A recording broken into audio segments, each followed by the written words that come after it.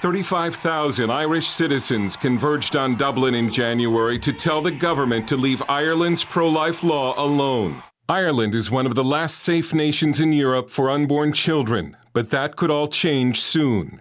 Ireland's abortion restrictions have come under intense international pressure and relentless attacks in the Irish media, and now some are blaming Ireland's pro-life law for the death of a pregnant woman. Ireland's media and pro-abortion groups have been pushing a story that a 31-year-old pregnant Indian woman died because she couldn't have an abortion. But the facts of the case are misleading. Nia Vivrian is a national pro-life leader. When news of Savita's death first broke, it was massively exploited by abortion campaigners. This became a global headline, and the global headline was that Ireland had killed Savita Halappanavar because of our pro-life laws. Savita Halappanavar died last year at University Hospital in Galway from septicemia, or blood poisoning. Her husband claims they requested an abortion 3 different times in hopes of saving her life. The press reporting made it sound like she died because she couldn't have an abortion.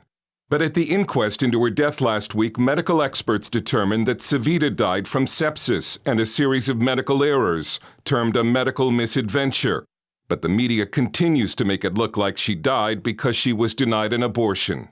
Dr. Sean O'Donnell is a psychiatrist and an Irish pro-life leader. The Irish media basically went to the world media and said, look at Ireland, Catholic Ireland, it's allowing people to die because they can't have abortions. Pro-abortion groups want the government to make law what Ireland's Supreme Court ruled in something called the X case, that would allow abortion if the mother felt suicidal. But experts think that would lead to de facto abortion on demand. Sinead Ahern is with the pro-abortion group Choice Ireland. Every day that the government fails to act to legislate for the X case is another day that women's rights are being violated and women are potentially being placed at risk. The message that women's lives are in danger because of Ireland's abortion law appears to be exactly wrong. The statistics show Ireland is one of the safest places in the world for a pregnant woman. Irish doctors are not prevented from intervening where there's a life-threatening condition arising in pregnancy, that they will always intervene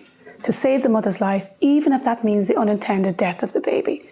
We can say in this country we have banned abortion for 30 years. In that time, we have become one of the safest places in the world for a mother to have a baby, and that's according to the United Nations. Irish Prime Minister Enda Kenny was elected on the promise that he would not open the door to abortion, but he's already wavering.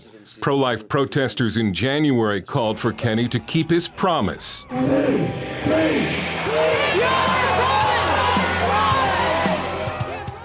But the Irish Parliament is said to be formulating legislation that would allow abortion if the mother is suicidal.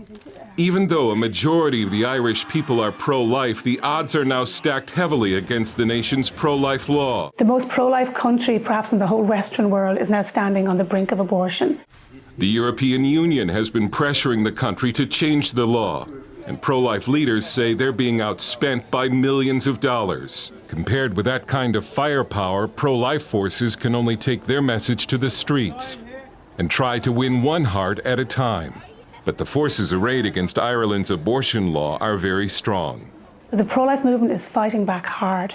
We cannot make this the year that abortion is legalised in Ireland and our pro-life ethos is destroyed forever.